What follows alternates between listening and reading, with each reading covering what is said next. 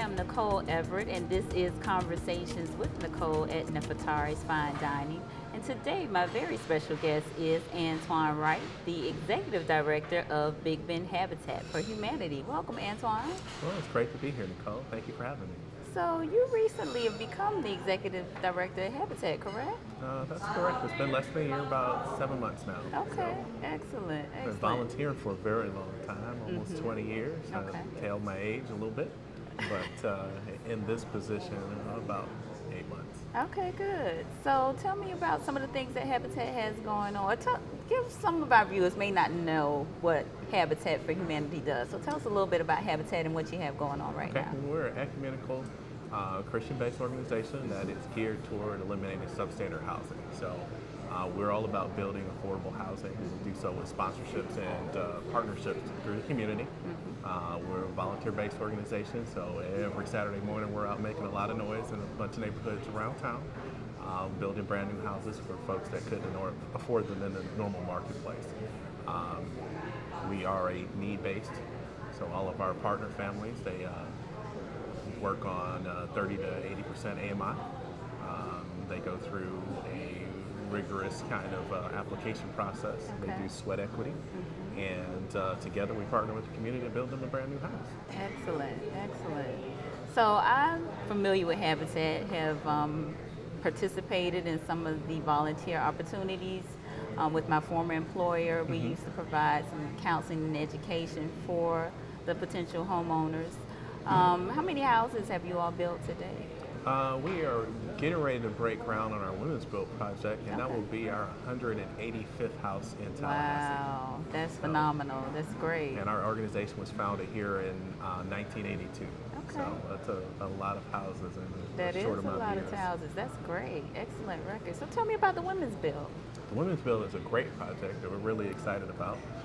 It is a project that's going to be a house that is fully funded and built by women. So we've talked to local women in the community from all age groups, sizes, short and tall, rich and poor.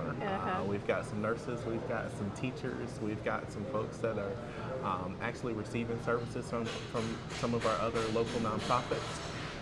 We've got some commissioners, we've got some attorneys. Okay. But together they're going to get together and fund the house. It is truly a women's empowerment movement. You know, it's financial empowerment is the key to almost everything else in our society. So the funding aspect is really important. Getting together with girlfriends and making groups and coming out and pounding some nails. You know, so the fun part is building the house, but the truly empowering part is coming together and achieving that common goal. Excellent, excellent, excellent. But it's going to start actually May 2nd. Okay. We have a Blitz Build week. It will run May 2nd through the 5th. So we'll be out there Monday, Tuesday, Wednesday, Thursday. We'll break on Friday, have a prep day, and then we'll be back out on Saturday morning, May 7th.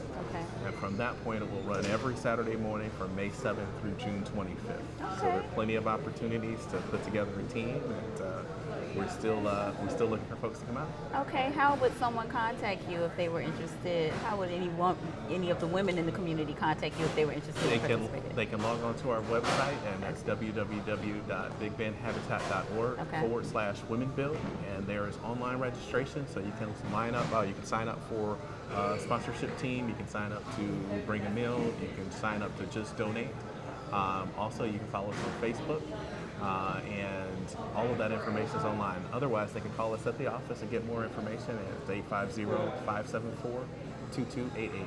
Wonderful. Excellent. Okay, good deal. Well, hopefully you'll have a lot of girl power out. It will. We actually had an incredible event 2 weekends ago. It was a Lowe's power tool clinic. Oh, nice. And so a lot of local ladies came out and learned to safely use power saws and miter saws and drills and all types of things. It was a nail pounding good time. Oh, nail pounding good time. I like that. I like that. Yeah, those that we could use that type of thing. That's really empowering. That's it. And everybody went home with all of their digits.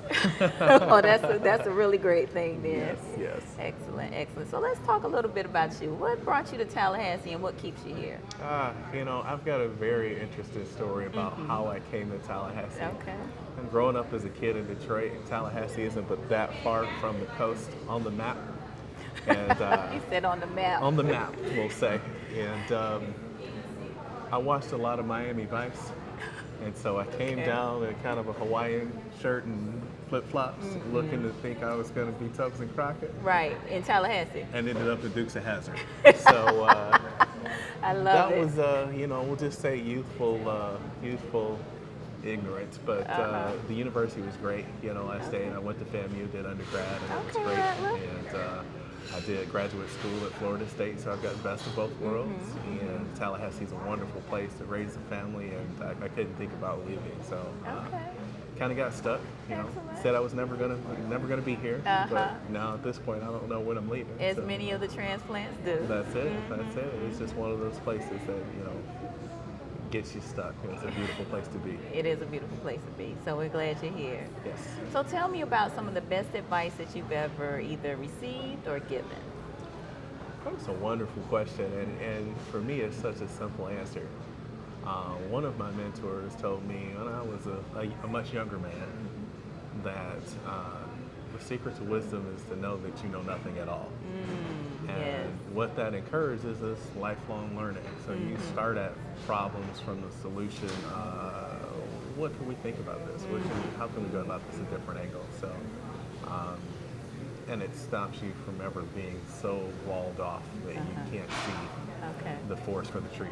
Okay, like it. I call that remaining teachable. There you go. Okay. There you go. Excellent, there you go. excellent. So tell me a little bit about your inspirations and aspirations. Ooh, inspirations. I'd have to say children. Okay. I love to watch kids. Okay. Love my kids, although they're getting kind of, one's got a little bit of peach fuzz and he's almost 6 foot, so he's not so kitty anymore. But children inspire me, their energy. Other than that, nature.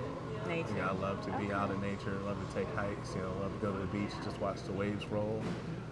And I think my other big inspiration is just, hearing God whisper to you every now and then, when you're wondering about something or you're looking for a path and, you just hear one person at the next table say something that applied to you and they don't know you from Joe and it was just a message just for you. Just for you, yes. I think that's always so inspiring. That is to let very him know inspiring. that he lets you know that he's still there with you. Absolutely, absolutely. Good deal, good deal. What about his aspirations?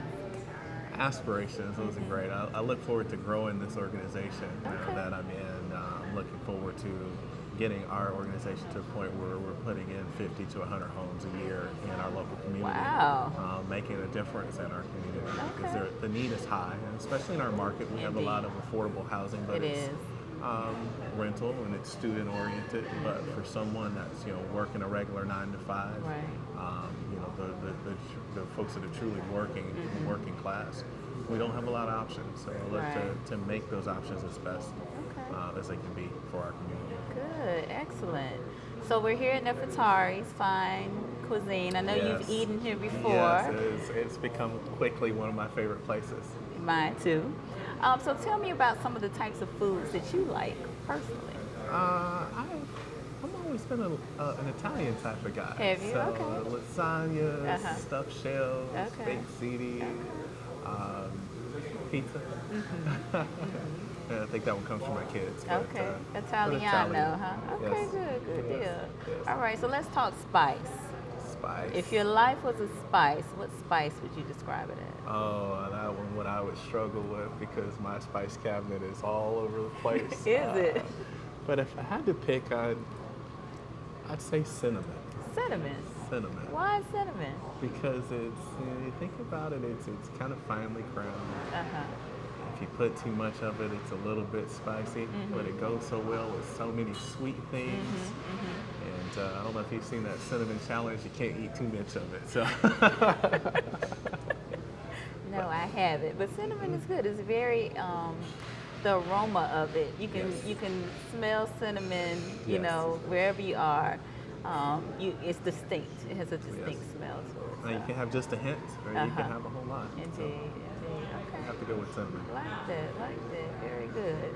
So are there any unsung heroes that you would describe that you? I'd have to go with my mom. Your mom. You know, I was raised by a single mother, and she passed away about 7 years ago. Okay. Very early. But I learned a lot from her, especially in terms of the humanity of life, you know, that people matter, that sometimes you need to slow down and either one, make a sacrifice for someone else or take the time to listen or help someone else. My mother was truly kind of you have some folks that collect all of the abandoned animals in the neighborhood.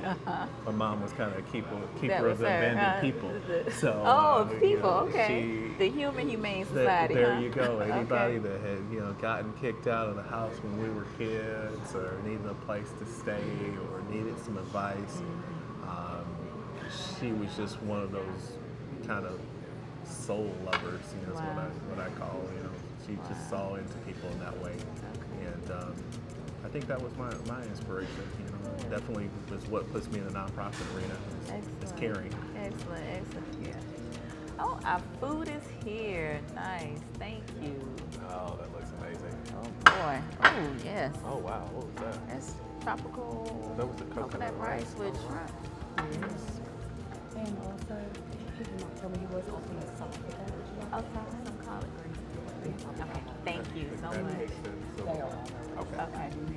So that is our show for today. Join us next time for Conversations with Nicole, and be sure to like us on Facebook and subscribe to us on YouTube.